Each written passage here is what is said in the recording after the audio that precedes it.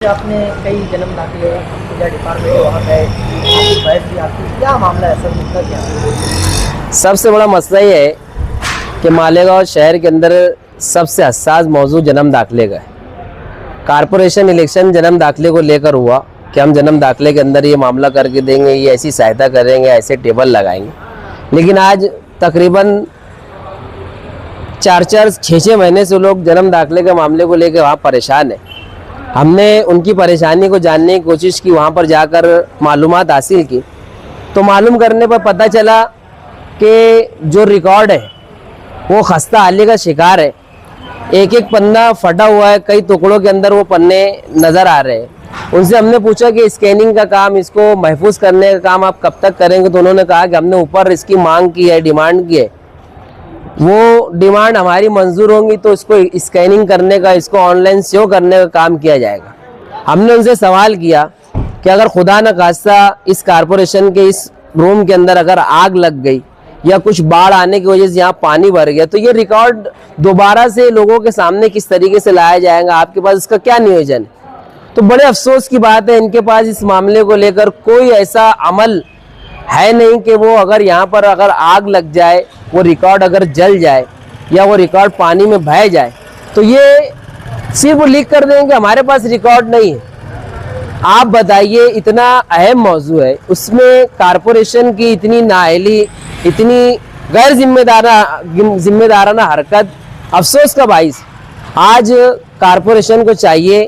कि इस जन्म दाखिले के मामले के अंदर अच्छे से अच्छा इंतज़ाम करे। उस इंतज़ाम की कुछ चीज़ें हमारे पास है, इन्होंने डिमांड की है, ये हमने हेल्थ ऑफिसर से मुलाकात की, उनसे बातचीत की कि आप तो डायरेक्ट जाकर एफआईआर दर्ज कर देते हो कि हमारे शहर के अंदर इतने इतने जन्म दाखिले मेरी मालूमात के बगैर बने, जबकि मालेगांव शहरियान के खिलाफ, मालेगांव शहरियान के साथ एक साजिश हुई है। जो दाखिले यहाँ के लोगों ने बनाए उनको गैर कानूनी करार दिया गया, आज उनको फिर से चक्कर काटना पड़ रहा है। हमने समझा था कि बॉडी चुन कर आएंगी, बॉडी पहले ही मरहले में उस हेल्थ ऑफिसर के खिलाफ गुनाह दर्ज करवाएंगी जिसने मालेगांव शहरियान के साथ जो नाइंसाफ़ी की, उनके ऊपर केस दर्ज किया। आज शहरियान बॉडी से पूछ रहे हैं कि आप उस 1044 बेगुनाह लोगों के साथ है या फिर उस हेल्थ ऑफिसर के साथ है जिसने गुनाह दर्ज किया है। लेकिन मुसीबत यह है कि मालेगांव शहरियान की तकालीफ को तकलीफ ना समझने वाले लोग दूसरे अहम मुद्दों के अंदर वो समझ रहे हैं कि रोड, गटर, सड़क, अरे इससे अहम अभी आज लोगों के जन्म दाखिले के ऊपर जो काम करना है, उसके अंदर जो एक अच्छा नियोजन बनाना है, वहाँ पर ऐसे राइटर को रखिए जो उर्दू भी जानता हो, जो मोहम्मद, अहमद और अब्दुल खालिक ऐसे नामों को सही ढंग से,